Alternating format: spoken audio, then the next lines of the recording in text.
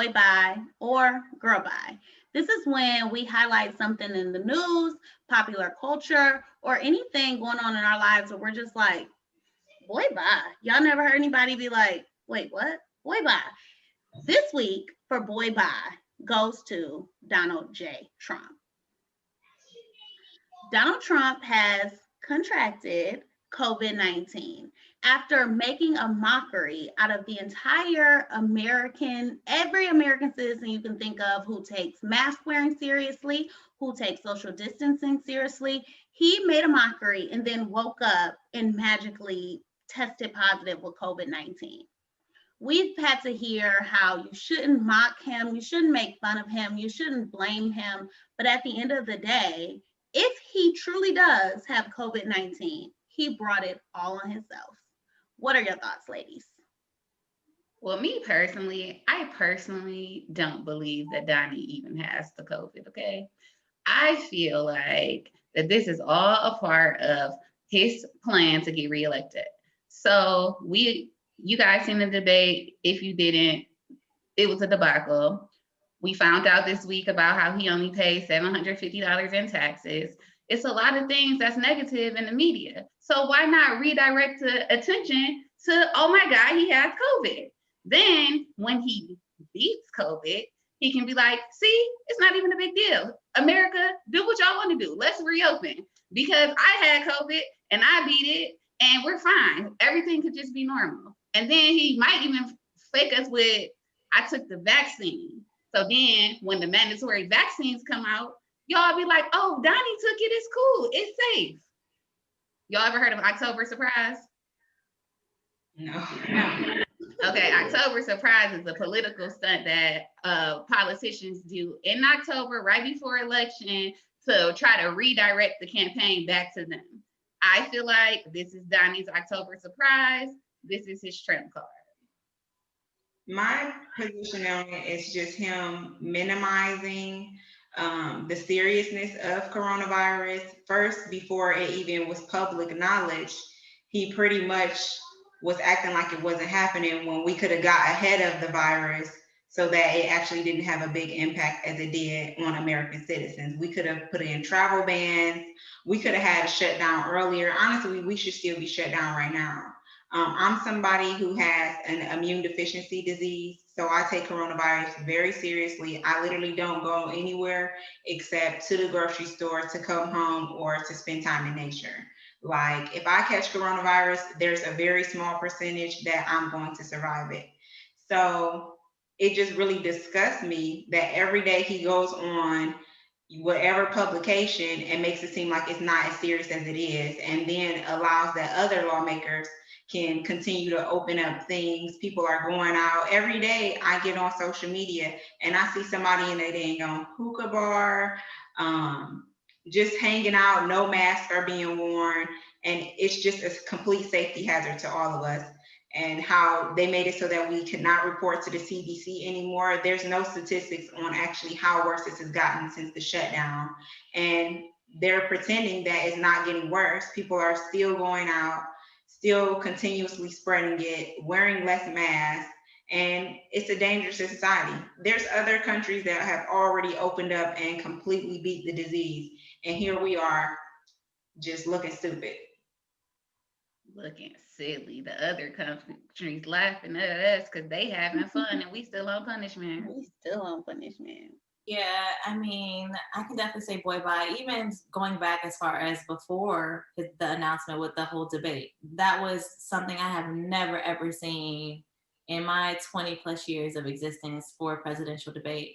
And for me personally, there were even news reports that came out more recently saying that although they announced it on Friday, that they were already aware of something days before that, which means that when he was traveling, meeting, having gatherings, he knew something was wrong.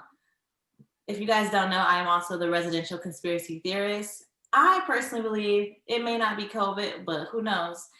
Somebody definitely might be trying to get him out of here.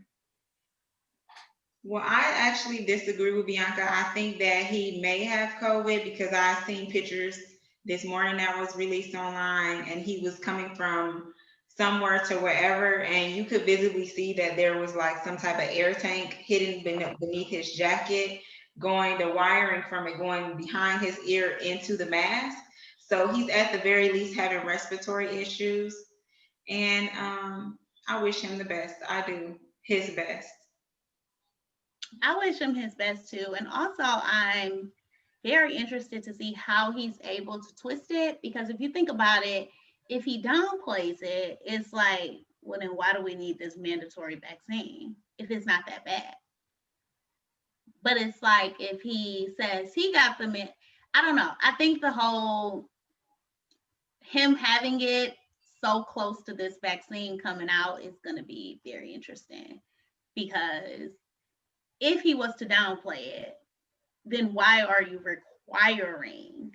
I mean, you think about it, like there's never been, I mean, as far as I know, a vaccine that's required. So how is he going to hype this up to make sure that the vaccine is required? That's not true. Like when you put your kid in school, those vaccines are technically required for some schools to enroll. You can be exempt from them by having religious reasons or religious exemptions, which is what I'm going to be once the mandatory vaccine comes out. I primarily don't have a religion right now, but I will when it's time, if necessary. You just incriminated yourself. What? But no, so those are required, but you can still say, well, then I just won't take my kid to school. I'll homeschool my kid. You can't do that with this. Like they're saying, like even to get into like stores and stuff, or even to go to work, you will need this vaccine. I read that you could still use the religious pause for that though. I mean, because it is certain religions that you just can't do certain things. You can't ingest certain things. It's just literally against what it is for. Yeah. So there'll always be a religious exemption factor. But the way that this has been taken into this grand scale, they're going to find any way possible to make sure that all of us get it, just so they can say that they did something for the public health. Because up until this point, they have left us with little to no resources, only giving us $1,200 to live off of within the last 5 months. And this is just a fake create a solution to what is going on, when the real solution should be to shut everything back down. These kids don't need to be going back to school. These restaurants shouldn't be open. There should have never been no phase 1, phase 2, phase 3 until it was completely eradicated. Like, people acting like this is the first virus ever, like we didn't go through the swine flu or every other disease that has been from the beginning of time. The only way that it went away was for people to stop interacting with each other. It's kind of dumb that people just living their best life still. I just personally don't understand it. Yeah, I think a part of it definitely has to do with just the American culture, the culture of entitlement, the culture of like, you know what I mean? We're invincible. I feel like that's been something that's been, you know, subconsciously instilled in a lot of people since birth, you know, that you're empowered and you can do whatever you want and we're independent, we're the greatest, we can't be beat. And I feel like COVID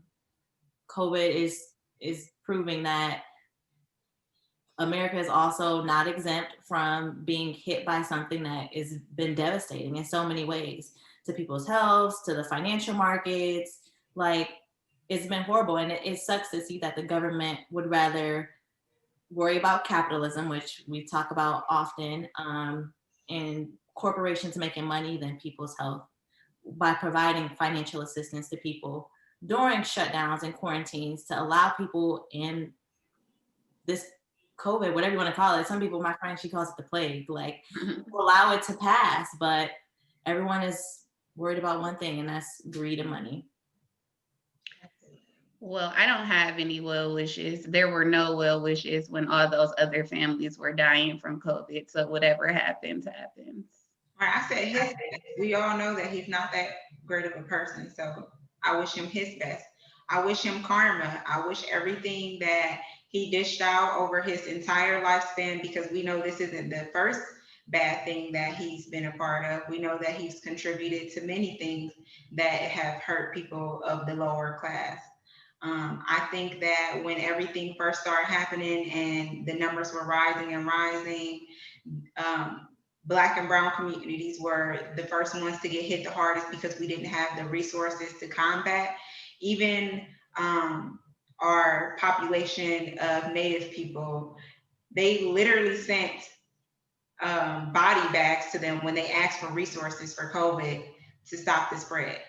That is what our politicians think about us. They don't care about us. And this is just a little hush hush to say for the few Americans, I'm going to say, because I feel like the world is waking up now, the few Americans that feel like a vaccination will be a solution. Like,